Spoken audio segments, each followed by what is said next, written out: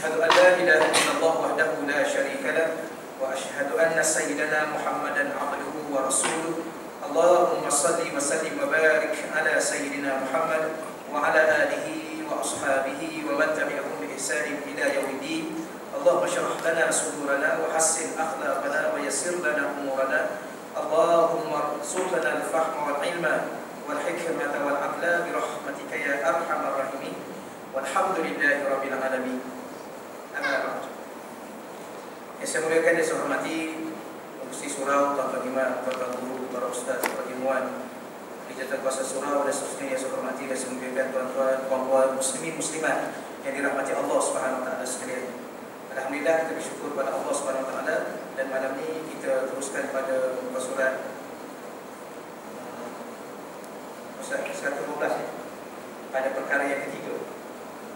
Dan kita masih lagi tuan-tuan, yang ini penting ya, perbahasan ini suatu perbahasan yang penting yang kalau boleh saya tuan-tuan ingat betul-betul perbahasannya ya, kerana perbahasan ini merupakan peringkat-peringkat yang hati saya, hati tuan-tuan yang perlu kita lalui. Kita bersungguh-sungguh untuk hati kita bergerak melalui peringkat-peringkat ini yang harap-harap bila mana berada pada tahap yang ketiganya, Allah dengan keizinannya, dengan rahmatnya ya, menganugerahkan kepada hati saya, pada hati tuan-tuan, iaitu ma'rifatullah, kita kenal Allah Subhanahu wa taala.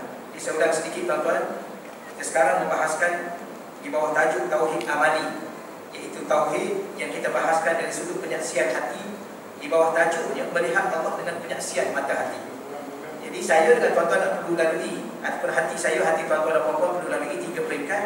Peringkat yang pertama dinamakan muraqabah, iaitu sentiasa merasai bahawa kita sentiasa dipantau, diselia, dilihat, diselidiki oleh Allah Subhanahu wa taala.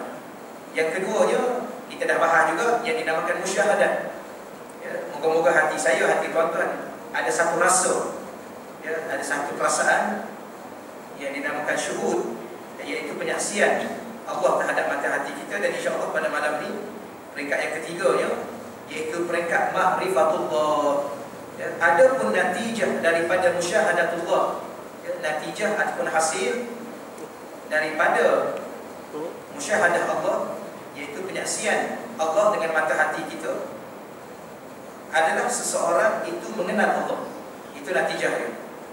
Seseorang itu akan berada pada tahap ma'rifatullah jalla jalaluhu dengan kefahaman yang penuh yakin, bukan sekadar teori yang dihafal dalam akal semata-mata. Kita masih ingat lagi tuan-tuan, kita dah alhamdulillah moga-moga buat masa apa yang ada ni, oleh kerana kita dah bahas sifat Allah dah agak banyak dah, wujudnya, kidamnya dan sebagainya.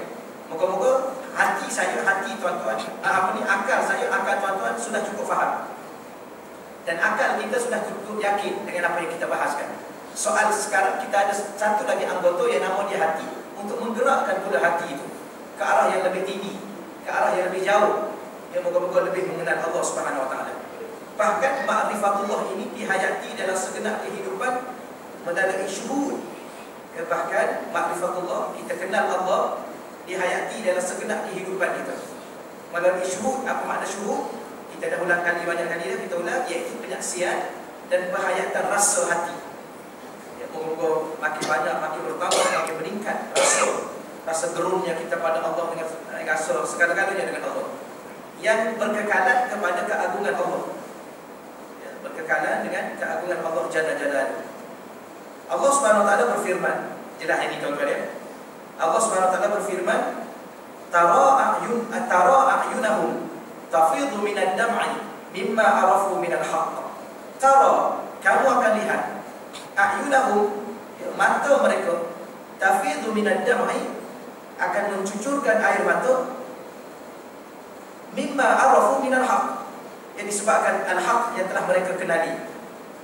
Ya, ada orang tuan-tuan sekalian, bila mana Allah buka kepada mereka mata hati mereka, ya, maka kamu wahai Nabi Muhammad, kamu akan melihat mata mereka tafidu minad dam'i, akan mengalir bercucuran air mata mereka.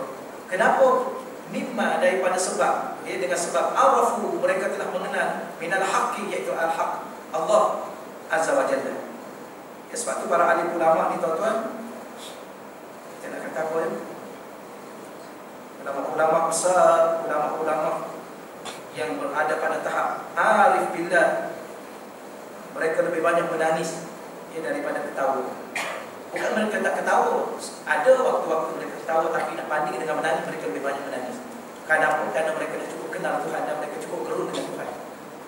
Mereka cukup orang berhati-hati dengan Tuhan. Karena mereka silap sedikit pun mereka tahu apa akibatnya. Macam kita, kalau kita tahu tuan-tuan sekalian, kita tahu apa yang akan kita berdepan nanti. Takut kita tuan-tuan. Dan bila mana kita takut, tidak ada benda yang kita kata kita mampu buat kecuali menangis lah. Apa lagi yang boleh kita buat hidup atas muka dunia ni tuan-tuan? Kadang-kadang akhir sekali tak ada apa yang mampu kita buat. Menangis lah. Menangis itu mengharapkan satu kasih hamdas daripada Allah. Itu di antara para ahli ulama. Ada setengah ahli ulama ni tuan-tuan sekalian, air mata sentiasa berada di bibir mata mereka. Bahkan ada kesan-kesan kehitaman dengan sebab air mata mereka ni tidak pernah, orang bukan kata tak pernah langsung, tidak, tetapi mungkin air mata mereka ni lebih banyak keluar daripada itu, menyebabkan hitam di tepi-tepi bibir mata mereka kerana gerun dengan Tuhan.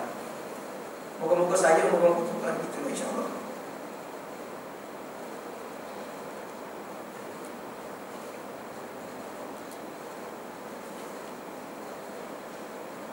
Ya, moga-moga Allah anugerahkan kepada saya, kepada tuan-tuan, seketul hati yang kenal Tuhan, yang akhirnya kita banyak menangis di waktu malam kerana kita takut, kerana kita akan berdepan dengan Allah SWT nanti. Apalah kita, nasib diri kita lah tuan-tuan. Saya pun tak tahu, tuan-tuan pun tak tahu apa akibatnya. Dosa tak cerita lah. Dosa dah cukup banyak, pahala pun tak cukup banyak, kemudian kita cuai itu, cuai ini, tak tahulah tuan-tuan. Tapi setiap hari guna nikmat Allah, setiap waktu guna nikmat Allah, setiap waktu menggunakan pemberian Allah. Bagaimana kalau Allah bertanya kepada kita setiap apa yang kita rasa, setiap apa yang kita bercakap, setiap apa yang kita dengar, setiap apa yang kita pandang, apa kita nak jawab akhirat nanti? Benda-benda ini tuan-tuan akan menyebabkan kadang-kadang tak tahu apa yang kita nak buat, ya. Moga-moga harap-harap Allah bagi waktu-waktu pada saya, pada tuan-tuan, pada puan-puan untuk kita bangun pada waktu malam, di siang hari, di waktu malam, di waktu sunyi, berbicaralah kita dengan Allah. Itu je. Pun begitu, mana tadi, sebahagian ulama tafsir dan ulama tafsir, ya, para mufassirin dan ulama sufi, ya, ulama-ulama sufi tuan-tuan, yaitu ulama-ulama yang mereka hidup dalam keadaan membersihkan jiwa mereka, membersihkan hati mereka, mendekatkan diri dan jiwa mereka kepada Allah. Ya, ulama tafsir kita selalu sebut mufassirin. Ulama-ulama sufi, di sana ada satu lagi ulama sufi yang satu hari dua hari ini tak tahulah putusan Malaysia-nya. Dia tak tahu tuan-tuan apa sebab, apa puncanya. Dia serang semua habib-habib ni. Salah satu daripada petanda-petanda manusia-manusia yang akan akhir hidup mereka dengan su'ul khatimah, ya, bila mana mereka menyerang para alim ulama. Silakanlah, ya, tak ada masalah tuan-tuan, benda biasa. Serang habib-habib, serang ulama-ulama yang ulama tu seluruh dunia orang yang tirah. Ada ulama yang ada tu pun yang dia serang tu tuan-tuan, dia burukkan tu. Yang seluruh dunia orang yang tirah ilmu mereka, hidup mereka, ibadah mereka. Tiba-tiba dia serang juga, mana lagi ulama? Ya, dalam paper, muka-muka yang tunjuk tu ulama. Kadang-kadang kita bercakap itu tak boleh juga tuan-tuan, sebab guru kita dah ajar kita. Biarlah mereka berkata apa-apa sekali, tapi jangan kita berkata kepada mereka, kerana lidah kita bukan dididik untuk membicara soal manusia. Lidah kita dididik untuk berbicara tentang Tuhan. Tangan-tangan kita bukan dianugerah oleh Allah untuk memukul manusia, untuk menghentak manusia, tapi tangan kita diminta untuk beribadah, berhambakan diri pada Tuhan. Lain tuan-tuan, ulama sufi ni dia lain. Orang pukul dia pukul je lah. Orang hentam dia hentam, nak buat macam mana? Ya. Okay. Kan ada seorang ulama, orang dia tidur atas satu masjid. Dia tidur, dia masuk, dia letih sangat. Dia naik tingkat atas, dia tidur kat masjid. EJK masjid ke siapa kau tak tahu lah, masa tu ada EJK masjid. Naik tengok dia tidur, ambil angkat dia, campak dia ke bawah, ya, menyebabkan jatuh dia daripada tangga, satu tangga tu patah tulang dia. Itu orang ni apa ni? Tulang rusuk dia. Sebenarnya cerita tu dia jawab kepada ada seorang bertanya pada dia. Dia kata, Allah nama apa? Imam Yunus. Ustaz, tak ingat saya kata. Orang bertanya kepada dia, saat-saat ataupun apakah peristiwa yang berlaku pada atas diri kamu yang kamu paling rasa hina? Dia kata 2 kali benda yang berlaku ke atas diri aku yang aku memang cukup rasa hina, tetapi itulah saat yang paling aku rasa gembira. Rasa cukup hina. Satunya yang tadi lah, orang campak dia, orang tak bagi dia tidur dalam masjid. Orang campak dia jatuh mata, luka-luka dia. Yang itulah aku rasa sedih. Ya Allah buat pada aku orang mana seolah-olah aku ni tak layak langsung untuk itu dengan taraf aku. Tapi bila mana setiap kali aku jatuh di anak tangga tadi, setiap kali patah tulang aku, setiap kali cederanya ya, aku rasa Allah makin dekat dengan aku, makin dekat dengan aku. Allah anugerah satu benda kepada aku, maka aku rasa seronok. Lagi sekali. Kita ni tuan-tuan, kita cari sampai dapat orang tadi. Dia tendang kita keluar, maki patah. Tak apalah pergi jumpa doktor. Dulu lepas sembuh, cari balik ke tak cari? Kita tahu Allah. Tapi orang kenal Allah ni lain tuan-tuan. Ya, sebab hidup dia tak ada masalah dengan manusia. Masa dia dengan Tuhan. Waktu gembira dengan Allah. Waktu segala-galanya dia dengan Allah. Allah yang tu ni kita boleh cerita, tetapi mungkin tidak sama dengan apa yang mereka rasa. Ya, moga-moga Allah anugerah. Tuan-tuan doa dah. Doa apa yang tuan-tuan rasa nak, tuan-tuan minta dengan Allah. Ya Allah, boleh tak kamu campak dalam hati aku, ya Allah. Sekejap pun tak apalah, biar aku rasa bagaimana para awliya ni rasa. Ya. Rasa dekat dengan Tuhan, rasa gerun dengan Tuhan, rasa berterima kasih pada Tuhan, rasa segala-galanya dengan Tuhan. Rasa sikit. Bagaimana tuan-tuan?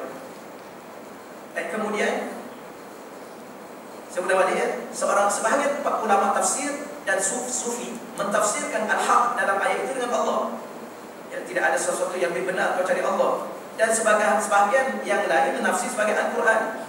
Pun begitu, hakikatnya Al-Quran itu sendiri merupakan kalam Allah Jalla Jalaluhu, yang mana jika seorang mampu menangis kerana telah pun mengenali kebenaran Al-Quran yang merupakan kalam Allah Jalla Jalaluhu, apatah lagi dia mampu menangis kerana mengenali Allah Jalla Jalaluhu. Ada 2 makna ya. Satu makna Al-Quran, satu makna lagi. Memang kadang-kadang Allah anugerahkan pada kita waktu-waktu kita baca Quran, pada ayat-ayat tertentu, pada masa-masa tertentu, kita rasa kita menangis.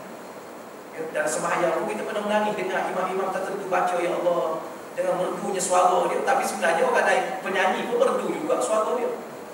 Yang menyanyi-nyanyi dalam TV tu tuan-tuan.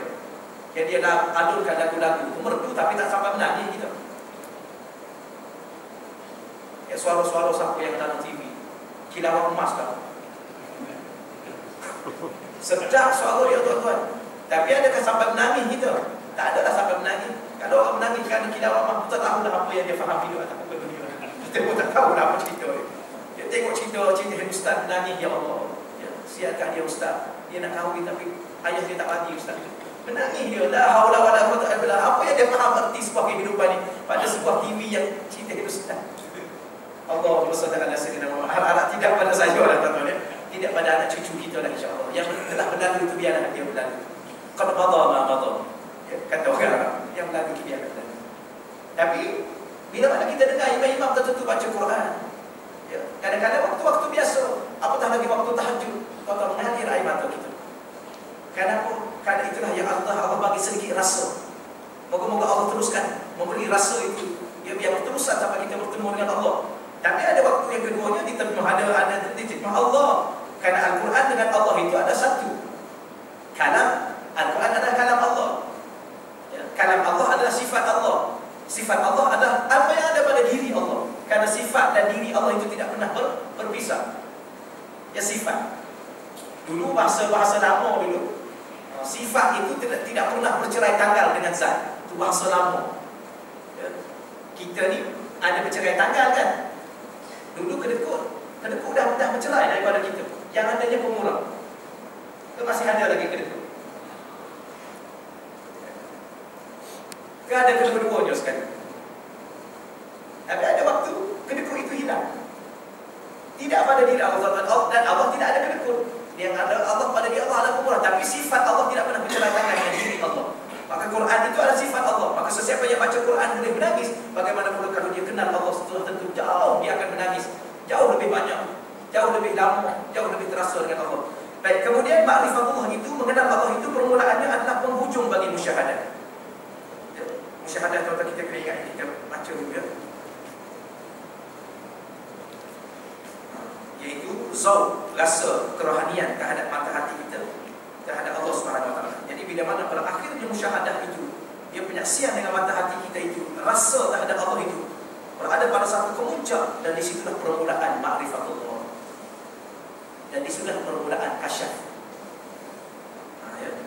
Permulaan adalah penghujung bagi musyahadah, namun tiada lagi penghujung bagi ma'rifatullah.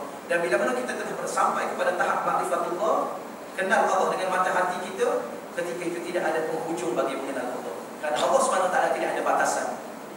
Sifat murahnya tidak ada batasan. Kita nak kenal cakap mana? Cuma ada guru saya dulu, dia kata macam mana tuan-tuan? Cuba tuan ambil satu sifat Allah dan tuan bersifat dengan sifat Allah itu. Bukan jadi Tuhan. Jangan salah faham. Ambil sifat Allah, ambil sifat pemurah, dan cuba bersifat dengan sifat pemurah itu. Berapa lama tuan-tuan boleh tahan? Gitu maknanya. Okey, kita ambil sifat pemurah, maka kita akan bersifat dengan sifat pemurah. Sebenarnya sifat pemurah itu sifat Tuhan. Sifat kita, mana ada kita ada pemurah? Ya. Kalau ada pun Allah bagi anugerah untuk pemurah. Kalau harap kat kita tuan-tuan, kita nak bagi ke? Kita cari susah-susah cari sendiri. Nampak? Nabi dah Allah kata wajib zakat. Betul kan? Nak tak nak, suka tak suka. Tuan-tuan setakat ni lah masa bayar zakat tu seronok tak? Ke rasa berat? Ya? Moga-moga Allah bagi kita. Tapi seronok lah kalau setakat 500 kan? Kalau 5 juta 10,000 okey lah. Kalau 100,000 banyak. 100,000 ni tuan-tuan nak bagi zakat. Nak bagi.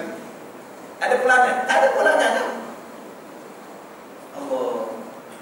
Tapi alhamdulillah Allah bantu kita buat masa sekarang ni. Alhamdulillah kita boleh bayar pada apa yang ada pada kita. Lagi kita tak ada banyak sangat.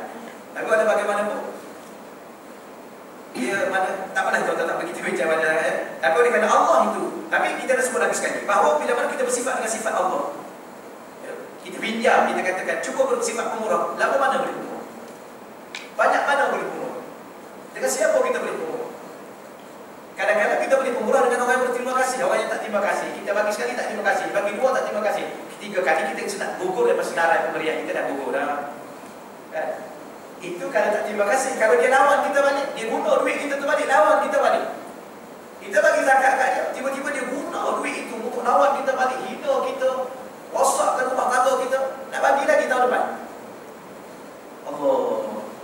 Tapi Allah Ta'ala dia bagi pada manusia-manusia itulah yang sembah, yang selain Allah. Dia bagi satu benda pada manusia-manusia itulah yang kufur pada Allah. Dia bagi satu manusia-manusia guna duit itulah untuk berjudi, untuk segala-galanya tuan-tuan, untuk lawan Allah, engkar Allah. Tapi sampai sekarang Allah bagi kat dia. Sampai sekarang Allah bagi dia beli nombor, menang nombor dia. Tak, Allah izin menang nombor dia. Apa-apa dia beli bulan Ramadan, bulan berkat.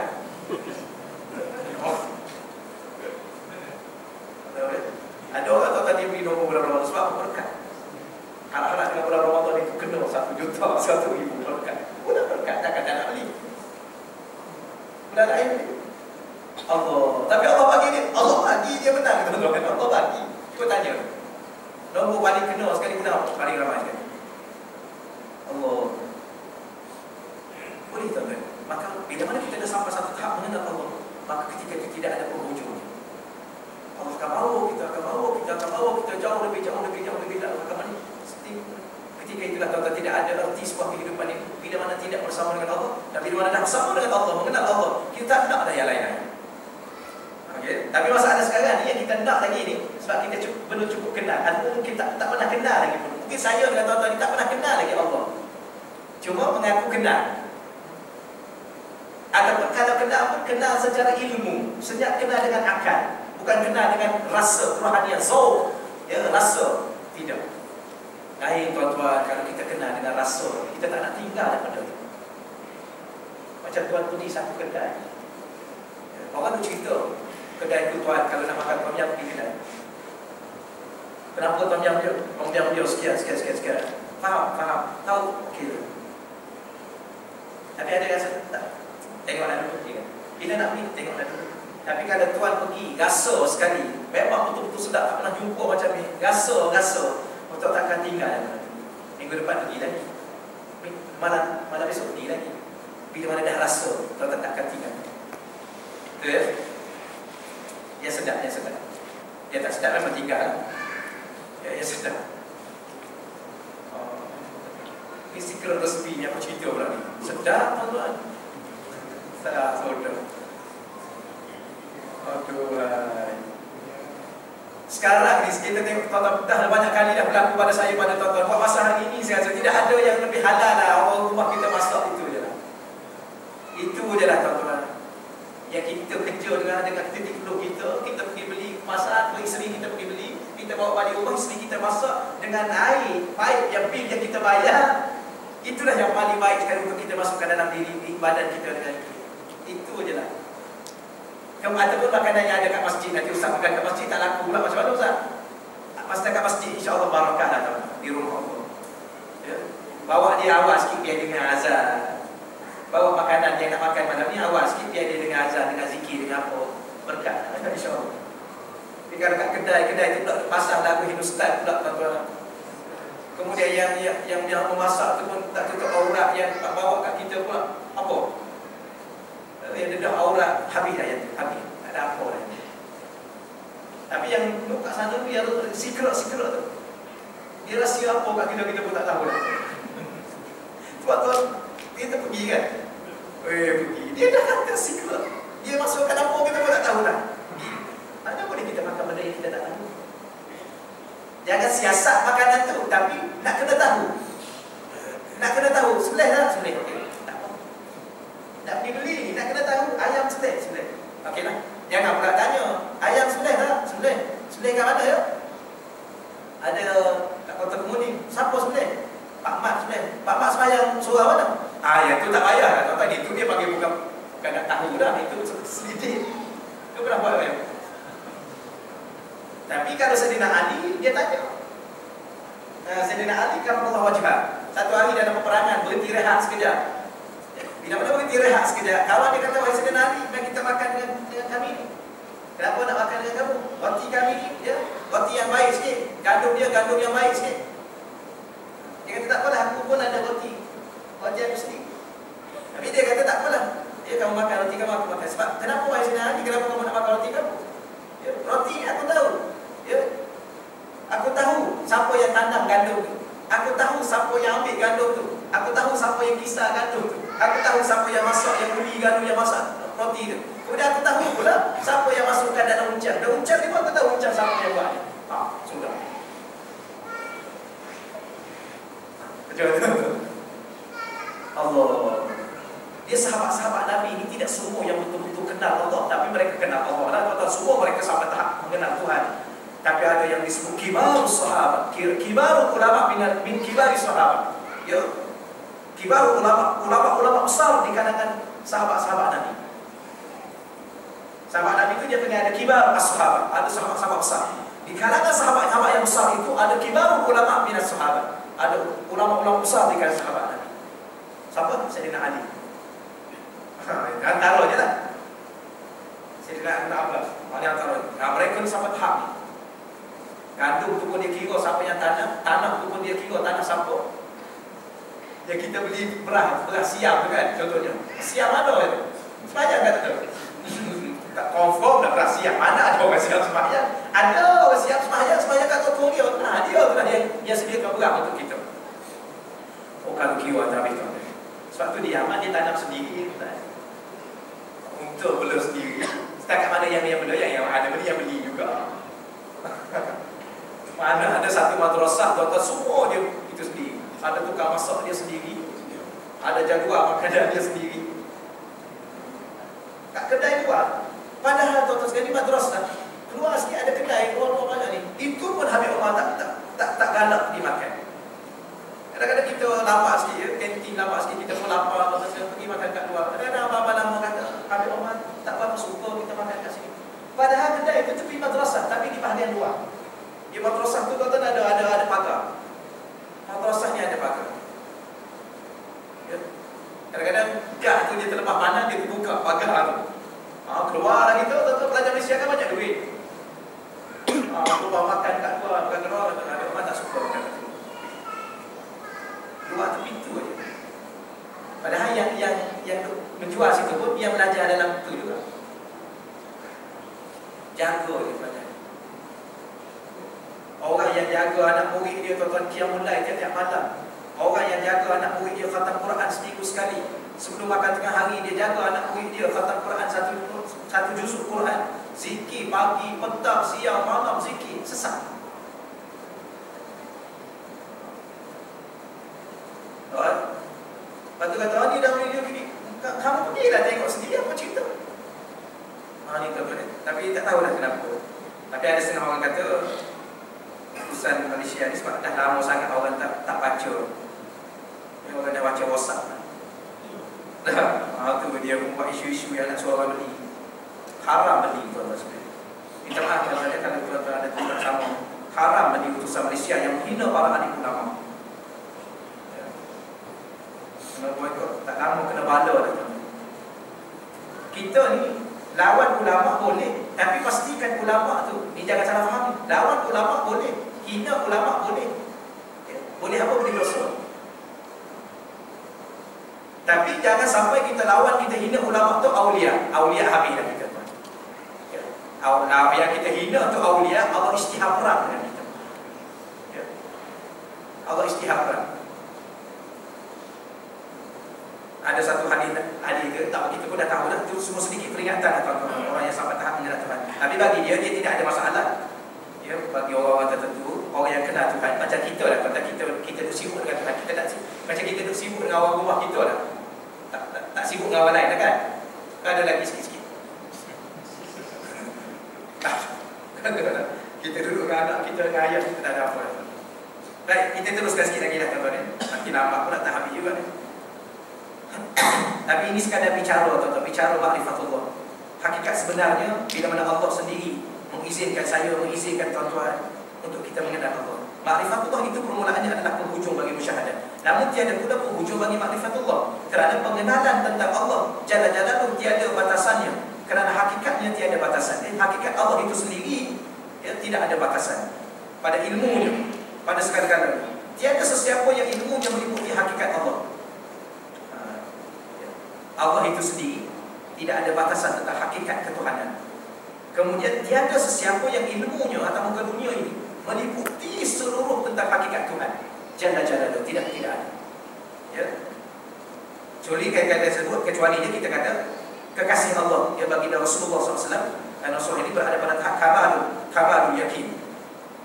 Atau ulama-ulama bahas ilmu dia ada tahap yakin yang disebut ilmu yakin.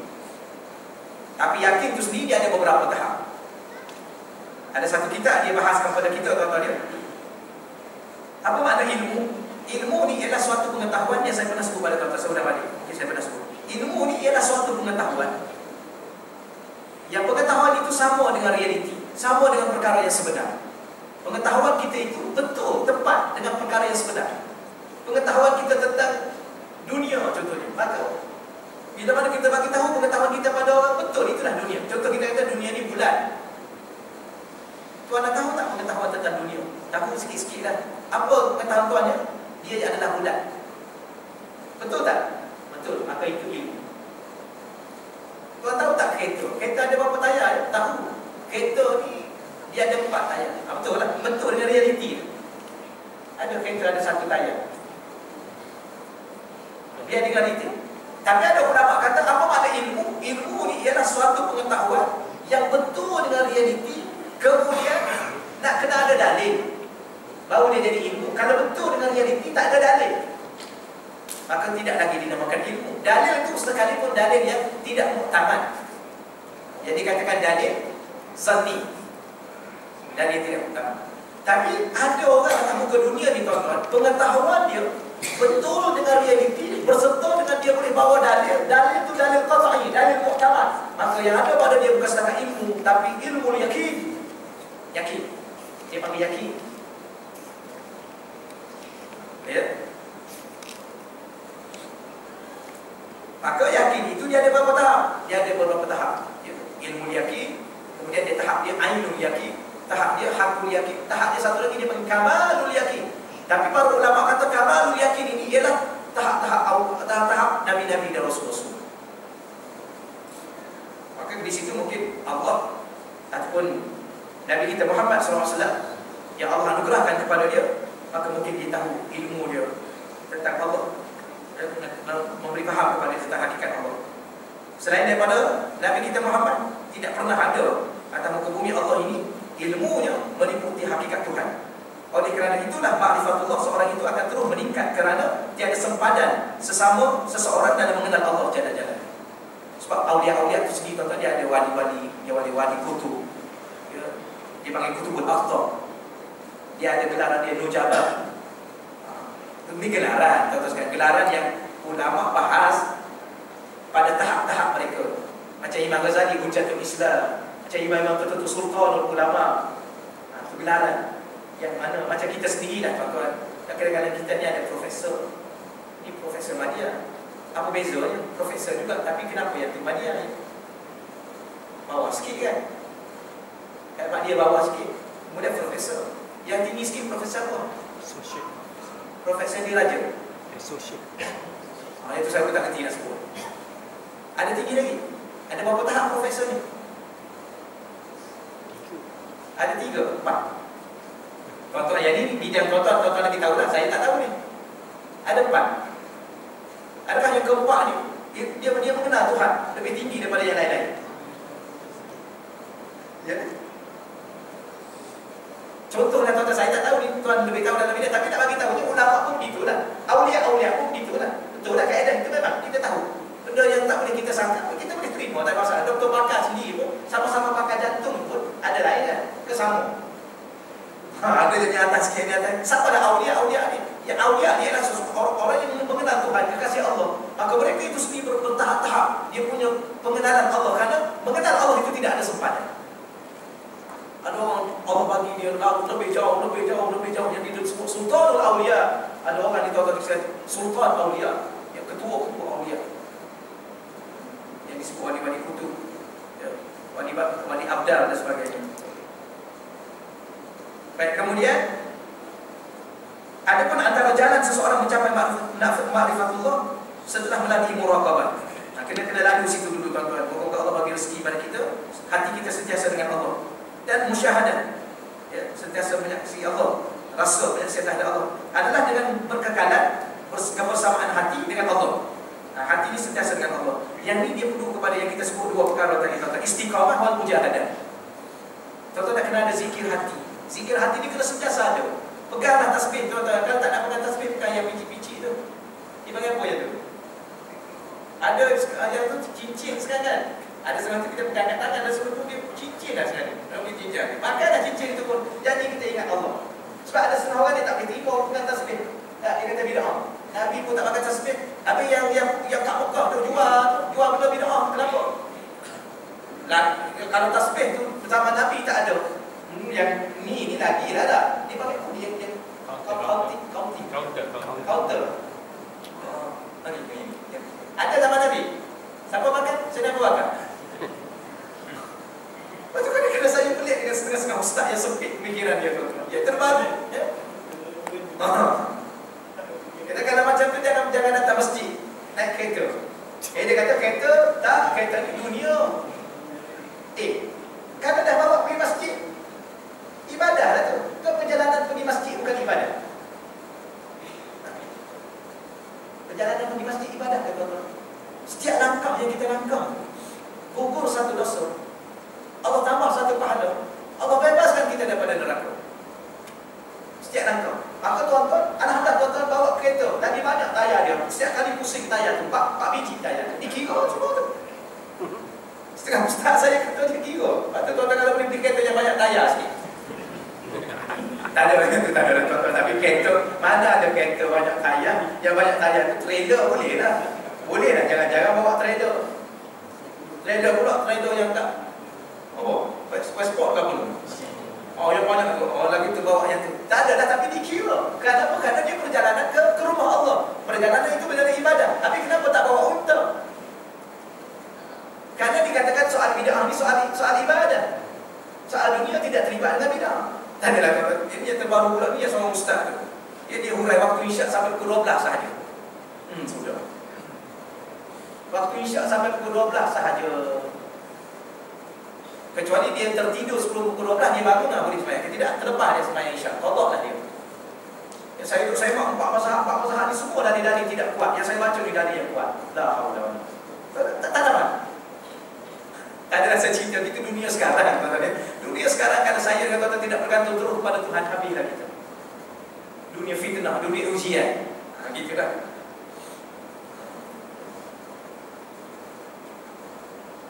Baik, kemudian moga-moga hati saya, apa yang saya nak cerita tadi ialah biar hati saya, hati tuan-tuan, hati anak cucu kita sentiasa dengan Allah. Macam mana nak buat? Pertama sekali, istiqamah dengan zikir. Zikir yang berterusan. Sama ada zikir lisan, zikir hati, atau kedua-duanya sekali. Tapi yang lebihnya kita ni, kita apa? Kita riyadhah. Kita riyadhah ni apa? Bersukan. Sukan sebagaimana ahli sukan tu dia ada apa? Dia ada jadual dia. Makanan dia banyak mana, dia nak lari berapa laju, lepas tu buat berapa laju pula meningkat dia. Dia dalam zikir dia ada riyadhah, dia istilah riyadhah. Riyadhah untuk kita berzikir, kita kena kira hari ni apa dia, besoknya apa, petangnya apa, paginya apa, sentiasa istiqamah. Kemudian wal mujahadah, mujahadah lawan sikit. Kadang-kadang hati ni dia masuk benda lain kan. Wah, benda lain masukkan balik Allah. Tuan buat sekali, cara macam mana cara dia? Cara macam tuan-tuan cari masa lah tuan-tuan dia, sebab kita pun sibuk juga tuan-tuan cari masa. Ni antara saranan setengah-setengah ustaz kita. Kalau nak rasa, tuan cari satu masa yang tuan agak lapar, urusan isteri pun kita dah selesai, urusan anak-anak kita selesai semua sekali. Ya. Kemudian tuan duduk satu tempat, tak kira lah, masjid, rumah kita sendiri lagi bagus. Tuan cuba berzikir Allah. Selagi mana tuan rasa nak berhenti, jangan berhenti. Rasa nak berhenti, jangan berhenti. Sejam lah. Rasa nak berhenti, jangan berhenti. Tapi bila mana tuan rasa tak nak berhenti, yang ketiga tu berhenti. Kalau tidak fana. Tenggelam kat situ 2-3 hari, jangan. Kecuali tuan-tuan ada mursyid. Mursyid. Oh gitulah, cuba sekali. Tapi bagaimanapun, bagi saya je, syekh saya je, tasbih. Walaupun khilaf pada tasbih, tidak khilaf pada zikir. Ya, zikir semua sepakat. Boleh, mesti tak berzikir, mesti. Tak kira lah ustaz mana pun, mengaji kat mana pun, mesti berzikir. Ya ayyuhallazina amanu dzkurullaha dzikran katsira. Wahai orang beriman, kamu kena berzikir banyak-banyak. Berapa banyak ikut suka kamu, berapa banyak. Tapi zikir kena banyak. Ada setengah ulama kata apa makna zikir banyak? Zikir hati. Kerana dengan mulut tidak akan jadi banyak. Kerana mulut ada waktu dia nak bercakap. Mulut ada waktu dia nak makan. Ada waktu, masa makan boleh bercakap. Dua-dua sekali. Masa mana dia nak banyak. Jadi ada setengah ulama kata zikir mulut tidak akan mampu jadi banyak. Kecuali zikir hati. Kerana hati ni, dia tidak ada waktu untuk berhenti bercakap. Dia tidak ada waktu untuk berhenti makan. Dia berterusan selama. Dan dia hidup. Walaupun mulut dia ada waktu dia diam. Masa mana? Masa tidur. Maka sebab itu setengah ulama kata zikran kathira ay zikrul qalb. Zikir hati. Macam mana nak berkekalan? Yang itu tuan-tuan sekalian, berkekalan tasbih. Tapi tasbih ni dia bagi khilaf. Macam saya sebut tadi, ada setengah ulama kata, ada setengah ustaz yang kata bid'ah. Ulama jarang kita dengar dia cakap gitu. Ustaz mana? Bid'ah. Bukan tasbih bid'ah. Bukanlah yang lain. Boleh juga. Sahabat dulu pernah batu, bawa lah 100 biji batu kat surau. Kemudian subhanallah, 100 biji. Alhamdulillah ni pula. Praktikal tak tuan-tuan kan kita? Zaman Nabi dulu mungkin praktikal lah kan, sebab nak cari benang pepaya, nak apa, nak korek batu tu, nak masukkan benang pun pepaya 1400 tahun dulu. Tapi sekarang dah mudah, dah buat dengan mesin dan semua sekali. Nak apa, nak tulang untuk, nak kayu pokar, semua boleh dah sekarang ni. Nak bawa je tak. Tapi kalau tak nak bawa, yang syekh saya kata tak ada masalah juga, bawa lah kaunter, bawa lah.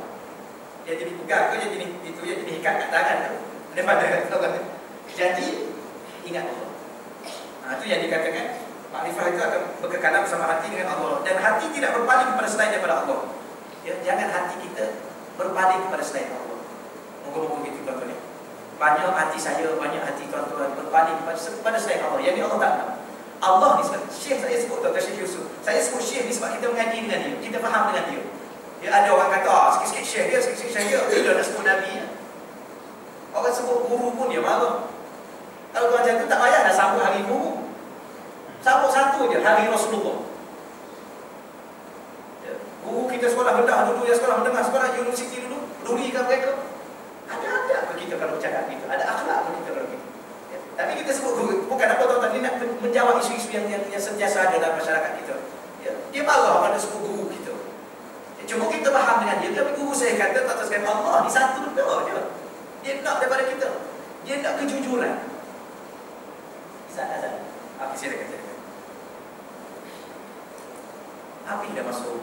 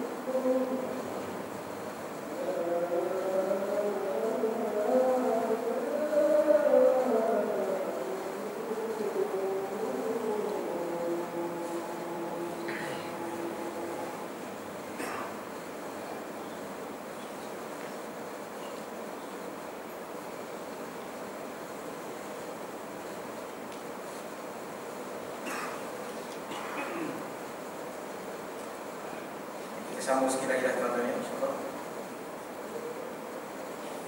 Jadi bahkan seseorang yang mencapai permulaan ma'rifatullah akan sentiasa merasa dirinya pada hakikatnya jahil sama sekali.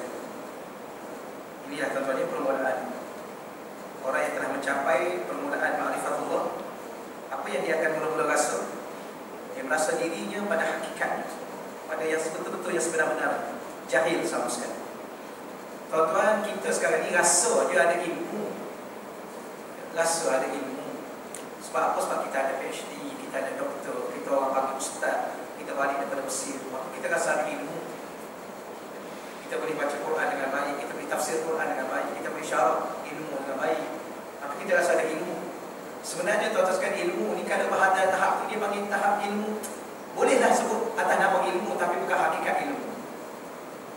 Kalau tahap biasa tu dia panggil kalau ilmu biasa. Ini istilah saya pun belajar juga kan itu. Istilahnya kita kata Dia bagi ilmu biasa, ya. Ilmu biasa, knowledge, sekadar pengetahuan. Kadang-kadang yang kita tahu ni pun orang kafir lebih banyak tahu. Ya. Dia ada di istilah betul tak tahu sebab dia ada setengah istilah tu dia disebut dalam buku-buku baru. Ya, ulama semasa boleh, dan dia letak istilah bahasa Inggeris sikit banyak. Dia bagi ordinary knowledge, ordinary knowledge, pengetahuan biasa. Tapi ada orang ni dia naik tahap sikit lah, dia bagi scientific knowledge. Dia ada nazar, ilmu secara teori, secara nazar, secara itu secara saintifik, ada metod, ada apa disiplin ilmu. Maka itu disebut ilmu. Tapi masih tahap biasa. Walaupun dia ada ustaz, dia ada guru, dia ada profesor, dia ada doktor, biasa. Karena hakikat ilmu sebenar yang Allah buka nanti. Oh subhanallah. Sebab tu awliya ni tuan-tuan. Sebab tu saya selalu pesan pada diri saya, pada sahabat-sahabat yang kita kata mengaku ada ilmu. Jangan kita rasa kita boleh mengajar, Allah bagi kita mengajar, kemudian orang suka dengar kita mengajar, kononnya orang rasa kita banyak ilmu. Sebenarnya di luar sana, tuan-tuan sekalian, di luar sana ada awliya-awliya yang tidak ada apa-apa kenalan. Mereka mempunyai lautan ilmu yang hebat. Di luar, di mana Allah anak Nabi di luar sana, bukan kita rasa hebat ni kan tuan-tuan. Tambah-tambah lagi Allah berbicara ustaz ni, ribuan kehadiran dia. Tapi di luar sana ada awliya-awliya yang Allah buka sirrun minal asrar, rahsia-rahsia, lautan ilmu, lautan ketuhanan yang diberi memandang tuan-tuan sekalian lebih jauh daripada apa yang kita pandang.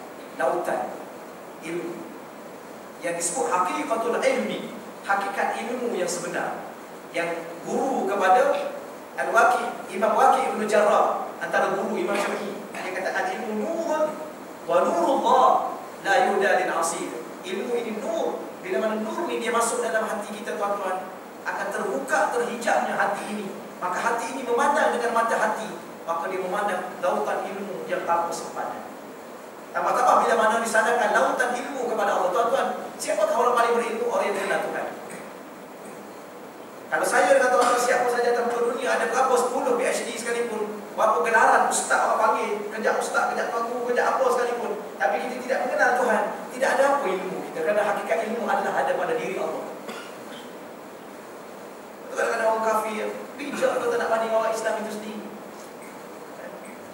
Semua teknologi dia, Allah, kadang-kadang tak terkejar kita.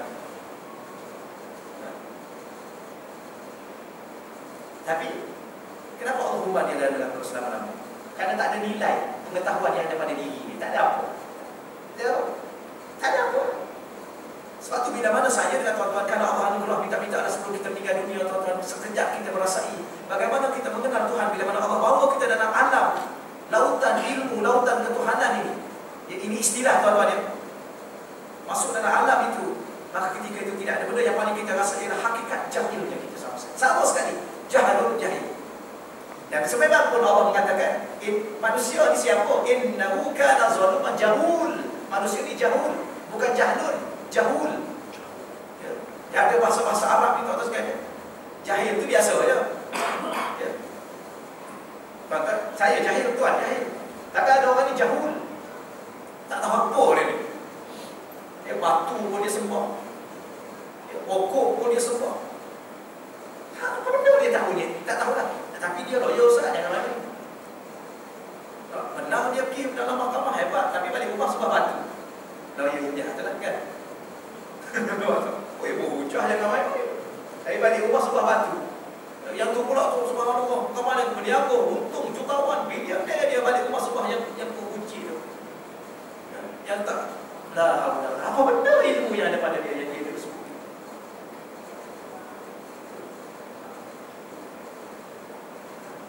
Tak ada.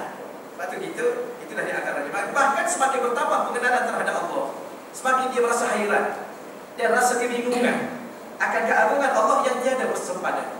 Kehebatan Allah, keagungan Allah. Allah, ni sekali dia bagaimana yang kita tenggelam. Tak ada rasa apa dah. Allah kalau kita duduk depan orang pandai lah tuan-tuan, tak ada rasa pandai ke? Akhir sekali kita rasa apa? Rasa bodoh lah. Kita rasa pandai juga. Allah. lah. Kita ni orang panggil apa, engineer, lawyer, ustaz. Bila mana kereta mati di jalan, pandai kita, pandai tengok. Kemudian datang mekanik, buka, dia kata buka bonet. Kita kadang-kadang nak tekan mana bonet kereta sendiri pun tak pernah tahu. Kereta baru. Tak adalah. Kita pun buka bonet. Tuan-tuan yang datang, yang kita ni lawyer, kita ni ustaz, 4 tahun mesti. Balik sini, sambung UIA tadi ambil masternya, sambung UKM tadi dia ambil PhD-nya. Dah, orang pula panggil kita doktor, profesor. Kereta kita mati pandai tengok. Yang datang tu SPM pun tak ada.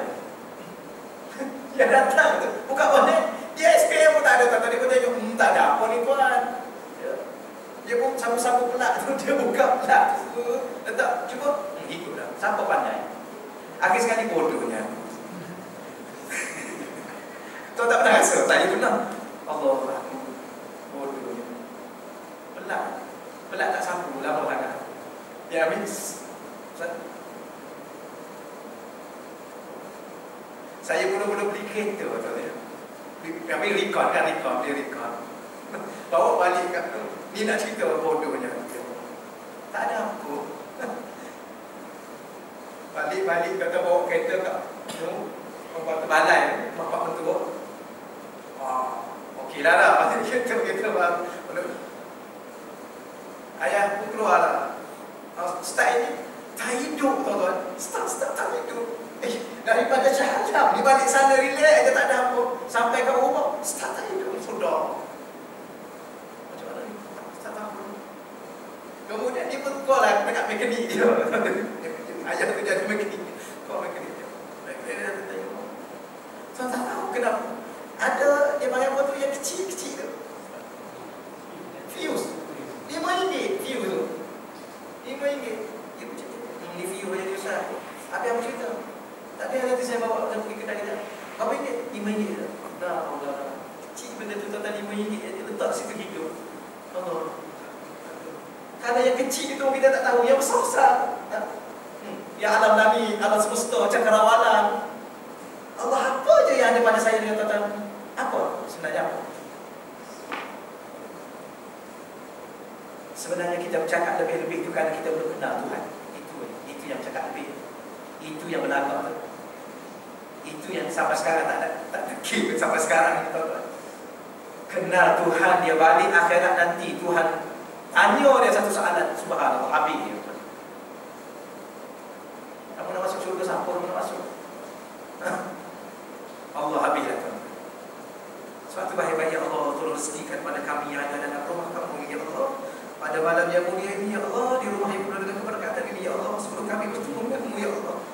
Kami rasa mengenalmu ya Allah. Tolonglah beri kepada kami ya Allah.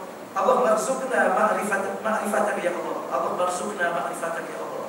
Bihaqikatil ma'rifah ya Allah. Tolong berikan kepada kami kenal ya Allah, sebelum kami bertemu denganmu. Kami kita tolong, kita kenal.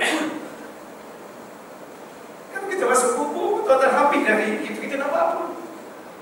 Allah hantar malaikat, Allah hantar muka nakir, Allah hantar kita satu soalan. Kita tak jawab apa depan malaikat itu. Apa ini?